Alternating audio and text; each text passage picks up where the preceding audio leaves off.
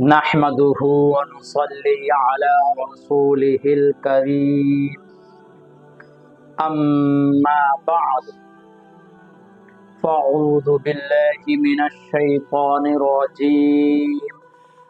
بسم الله الرحمن الرحيم قال الله تبارك وتعالى في القرآن المجيد والفرقان الحميد فأعوذ بالله من الشيطان الرجيم بسم الله الرحمن الرحيم يا أيها الذين آمنوا لا يسخر قوم من قوم عسى أن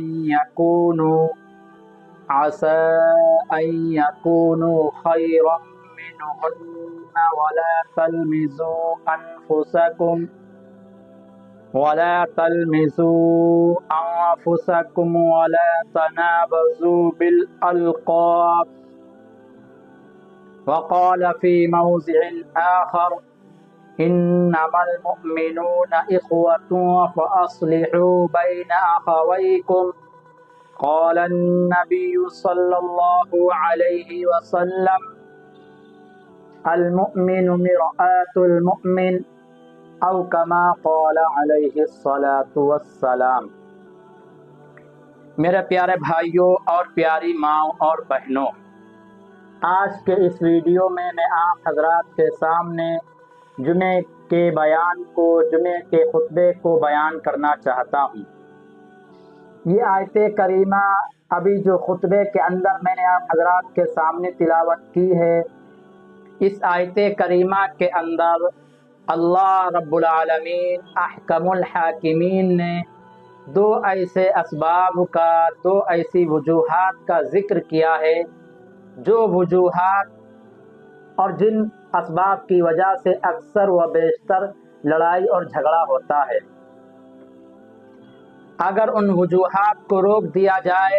اور ان اسباب کو ختم کر دیا جائے تو جھگڑا ہی پیدا نہ ہو۔ صلح کی ضرورت،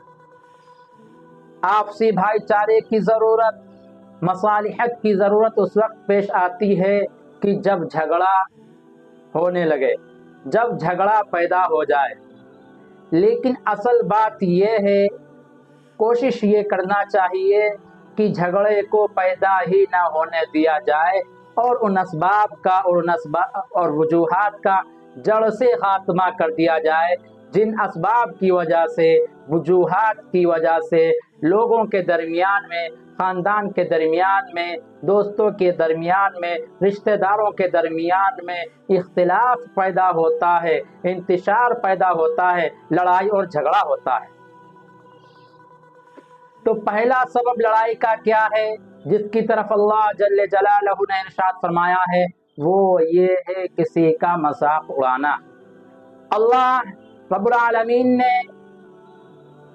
اس بات سے منع فرمایا ہے کہ نہ تو کوئی مرد کسی دوسرے مرد کا مذاق اڑائے، اور اس بات سے بھی منع فرمایا ہے کہ نہ ہی ایک عورت دوسری عورت کا مذاق اڑائے۔ اور مذاق اڑانے کا جو سبب ہوتا ہے، جو بنیاد ہوتی ہے، اللہ جل جلالہ وعم نوالہ نے اس کی جڑ اور بنیاد پر بھی ہاتھ رکھ دیا اور اس کو بھی خاتمے کا اعلان فرما دیا۔ اور کیا فرمایا کہ جس شخص کو تم حقیر سمجھ کر، ذلیل سمجھ کر، کمزور سمجھ کر، کمتر سمجھ کر، غریب سمجھ کر مذاق اڑا رہے ہو، اس کا استہزاء کر رہے ہو، اس کے ساتھ غلط رویہ اختیار کر رہے ہو، تم کو یہ معلوم نہیں ہے، تم کو یہ پتہ نہیں ہے کہ اللہ جل جلالہ کے نزدیک وہ شخص کتنا مقام و مرتبے والا ہے، وہ شخص تم سے کتنا افضل ہے، وہ شخص تم سے مرتبے میں کتنا اعلیٰ ہے، تم یہ بات ہرگز نہیں جانتے ہو۔ لہذا مذاق اڑانے سے کس طرح سے بچا جائے؟ فرمایا کہ جب بھی تمہارے دل کے اندر تمہاری خواہش ہو، تمہارے اندر یہ داعیہ پیدا ہو، جذبہ پیدا ہو کہ تم کسی کا مذاق اڑاؤ،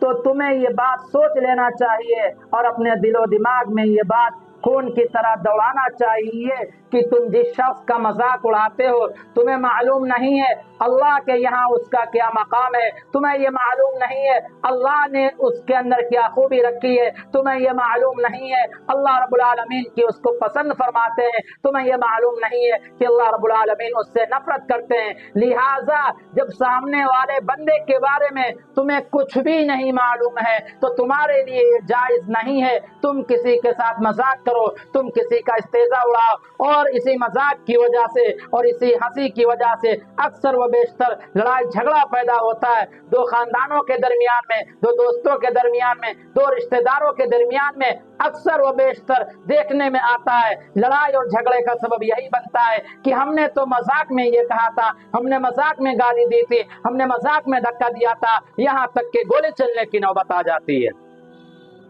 لہٰذا کوئی بھی انسان دوسرے انسان کے ساتھ مذاق والا رویہ نہ کرے، ایسا مذاق کی جس سے لڑائی اور جھگڑا پیدا ہو جائے۔ آج دو دوستوں کے درمیان میں بغیر گالی کے بات ہی نہیں ہوتی ہے، اور گالی بھی کون سے، ماں بہن کی گالیاں دی جاتی ہیں۔ لہذا دوستی کرو، خوب دوستی کرو، لیکن ماں بہن کی گالیاں نہ دو، اور اس طرح سے مذاق نہ کرو، مذاق ہی نہ کرو، کہیں ایسا نہ ہو کہ مذاق میں لڑائی اور جھگڑا پیدا ہو جائے۔ اسی لیے اللہ رب العالمین نے ایمان والوں کو حکم دیا ہے، خواہ وہ مرد ہو یا خواہ وہ عورتیں ہوں، کہ ایک دوسرے کا مذاق نہ اڑائیں۔ اور اسی آیت کریمہ کے اندر اللہ رب العالمین نے لڑائی اور جھگڑے کے دوسرے سبب کو بیان فرمایا ہے، وہ کیا ہے؟ وَلَا تَلْمِزُوا أَنفُسَكُمْ، اور تم آپس میں ایک دوسرے کا مذاق نہ اڑاؤ۔ لمز کے معنی عربی زبان میں یہ ہے کہ کسی کے منہ پر اس کے عیب کو بیان کرنا، یا کسی کے عیب کو بیان کرنا، اس طرح سے بیان کرنا کہ اس کو طعنہ دیا جائے، اس چیز سے منع کیا گیا ہے۔ یعنی کسی کے عیب کے بارے میں کسی شخص کے منہ پر طعنہ دینا، اس بات سے منع کیا گیا ہے۔ یہ ایک بات ہو گئی۔ ایک بات اور ہے، وہ یہ کہ آپ جانتے ہیں کہ فلاں شخص کے اندر کوئی عیب ہے، کوئی برائی ہے، وہ کسی غلط کام میں ملوث ہے، کوئی غلط عادت اس کے اندر پائی جاتی ہے۔ اب آپ تنہائی کے اندر، اکیلے میں، خلوت میں آپ اس سے ملتے ہیں اور آپ اس کو نہایت پیار محبت سے، خلوص سے، للہیت سے سمجھاتے ہیں کہ دیکھو بھائی، جس کام میں تم مبتلا ہو یہ کام بہت ہی برا ہے، جو عادت تم نے اپنا لی ہے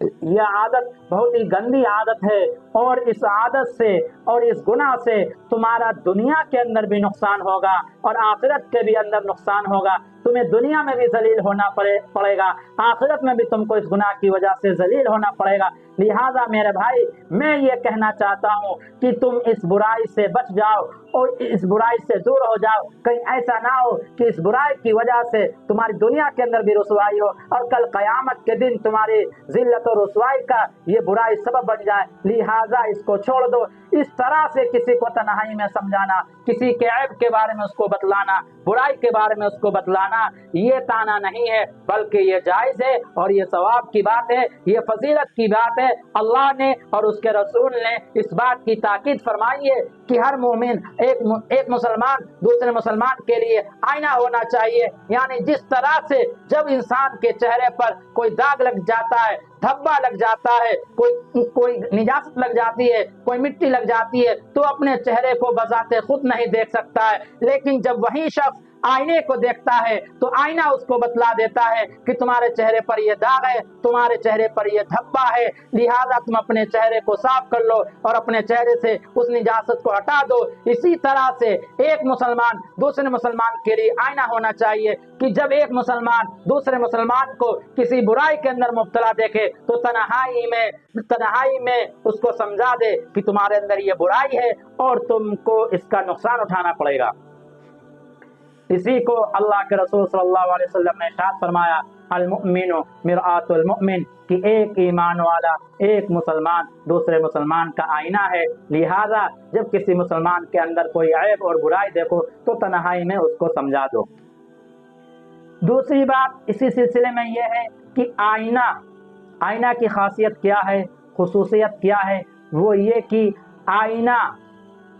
جب کسی کے اندر کوئی عیب دیکھتا ہے تو آئینہ جس کے اندر عیب ہوتا ہے، جس کے چہرے پر داغ اور دھبا ہوتا ہے، تو آئینہ اسی شخص کو بتاتا ہے کہ بھائی تمہارے چہرے پر یہ داغ ہے، تمہارے چہرے پر یہ دھبا ہے، تمہارے چہرے پر یہاں پر مٹی لگی ہوئی ہے، تمہارے چہرے پر یہاں پہ کالک لگی ہوئی ہے، اپنے چہرے کو صاف کر لو۔ آئینہ اسی شخص کو بتاتا ہے کہ جس کے چہرے پر کوئی عیب ہوتا ہے۔ لیکن آئینہ ہمارے اور آپ کی طرح سے دوسرے لوگوں کے سامنے گاتا نہیں پھرتا ہے، دوسرے لوگوں کے سامنے شور نہیں مچاتا پھرتا ہے۔ ارے تمہیں کچھ معلوم ہوا کہ وہ تو ایسا کام کرتا ہے، ارے تمہیں کچھ معلوم ہوا وہ تو اس برائی کے اندر مبتلا ہے، ارے تمہیں کچھ معلوم ہوا اس کا لڑکا ایسا کرتا ہے، ارے تمہیں کچھ معلوم ہوا اس کی لڑکی ایسے کرتی ہے۔ یہ آئینہ کی خاصیت نہیں ہے۔ اس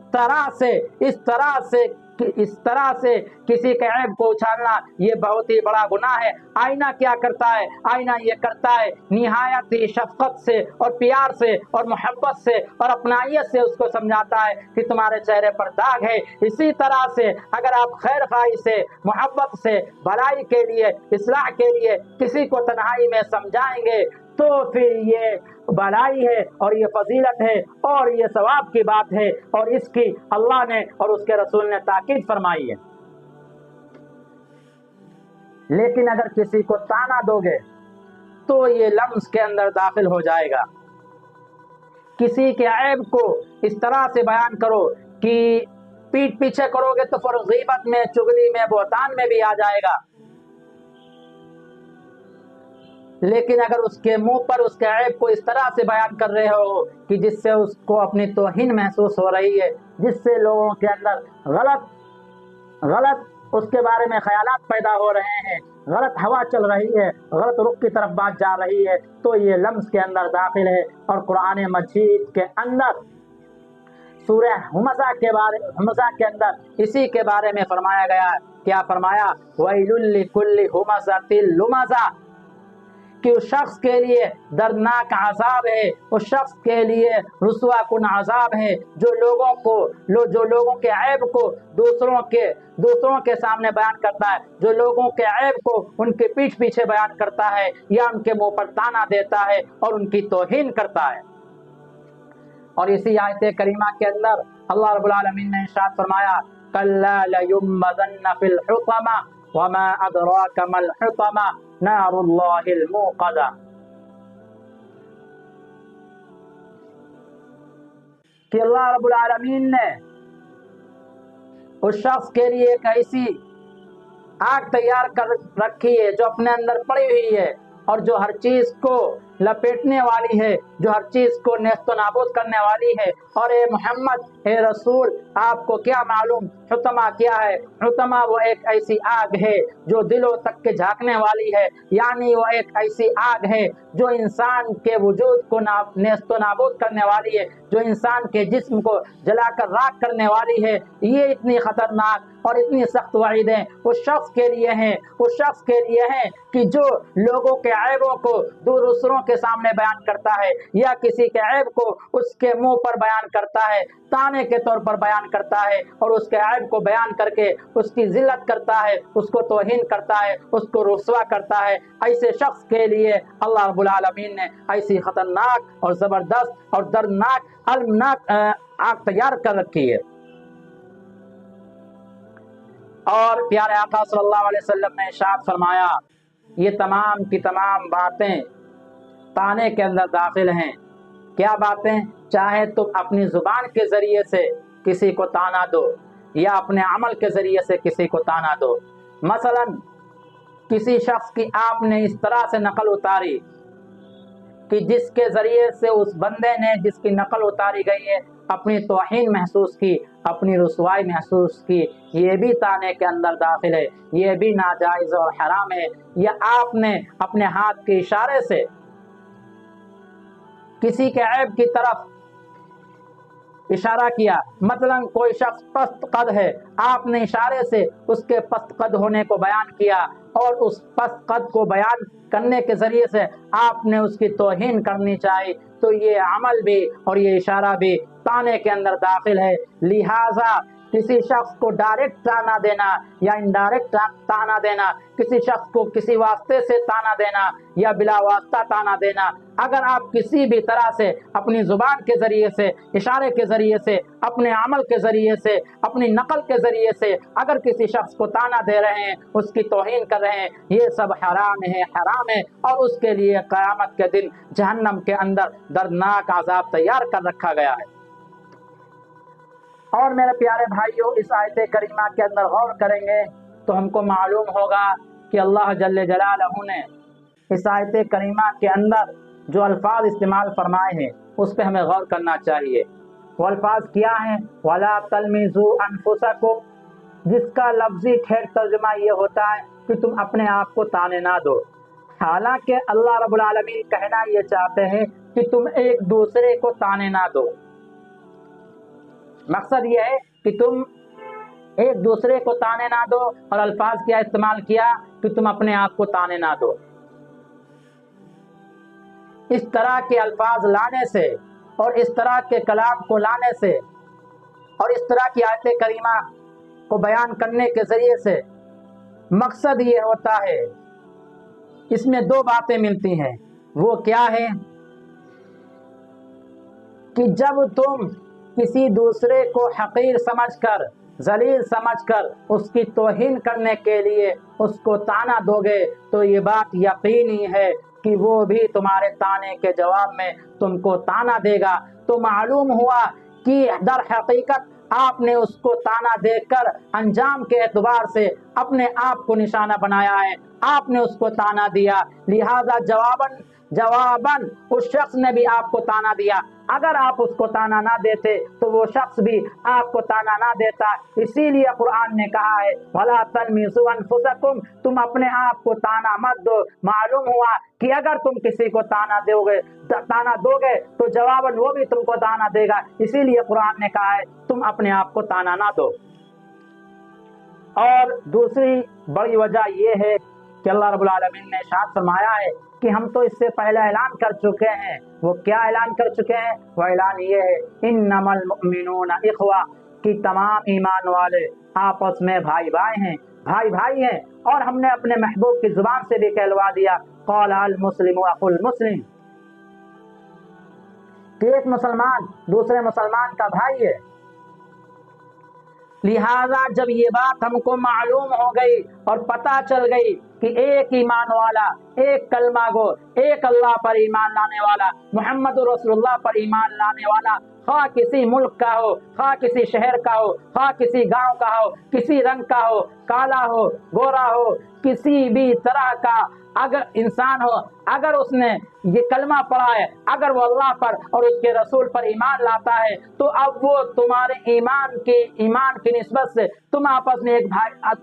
में भाई हो गए। जब तुम आपस में भाई हो गए तो अब तुम्हारे लिए जायज नहीं है कि तुम आपस में एक दूसरे से मजाक करो, और यहाँ तक के मजाक करो कि लड़ाई और झगड़ा पैदा हो जाए। और तुम्हारे लिए ये भी जायज नहीं है कि तुम किसी की तौहीन करने के लिए, उसको रुसवा करने के लिए, उसके किसी ऐब की वजह से उसको ताना दो, ये भी जायज नहीं है। इसलिए कि अगर तुम्हारे किसी भाई को, सगे भाई को, कि जिस इंसान का और तुम्हारा बाप एक हो, माँ एक हो, तो जब उसकी रुसवाई की जाए, उसकी जिल्लत की जाए, उसको जलील किया जाए, तो तुम अपनी रुसवाई समझोगे, तुम अपनी तौहीन समझोगे। इसलिए कि तुम्हारा और उसका बाप एक है। जब तुम्हारा और उसका बाप एक है और तुम अपने भाई की तौहीन को, उसकी रुसवाई को अपनी तौहीन, अपनी रुसवाई समझते हो, तो तुम्हें भी ये चाहिए कि उन लोगों को अपना भाई समझो जिनको अल्लाह ने तुम्हारा भाई बतलाया है, जिनको नबी ने तुम्हारा भाई बतलाया है, तो उनकी रुसवाई को, उनकी जिल्लत को, उनकी तहकीर को भी अपनी तौहीन समझो, अपनी रुसवाई समझो। लिहाजा जब तुम अपने भाई की रुसवाई करना पसंद नहीं करोगे तो उन लोगों की भी रुसवाई करना पसंद ना करो जिनको अल्लाह तबारक व तआला ने और उसके महबूब ने तुम्हारा भाई करार दिया। तो मेरे प्यारे भाइयों, कहने का मकसद और हासिल यही है कि ना तो हम किसी से मजाक करें, इसलिए कि मजाक की वजह से लड़ाई और झगड़े पैदा होते हैं, और ना ही हम किसी को ताना दें, इसलिए कि ताने की वजह से मुआशरे के अंदर कितनी लड़ाइयाँ पैदा हो रही है, جھگڑے پیدا ہو رہے ہیں، گولیاں چل رہی ہیں۔ اللہ رب العالمین سے دعا ہے کہ اللہ رب العالمین ہمیں اور آپ کو کہنے سننے سے زیادہ عمل کرنے کی توفیق عطا فرمائے۔ وآخر دعوانا الحمد للہ رب العالمین۔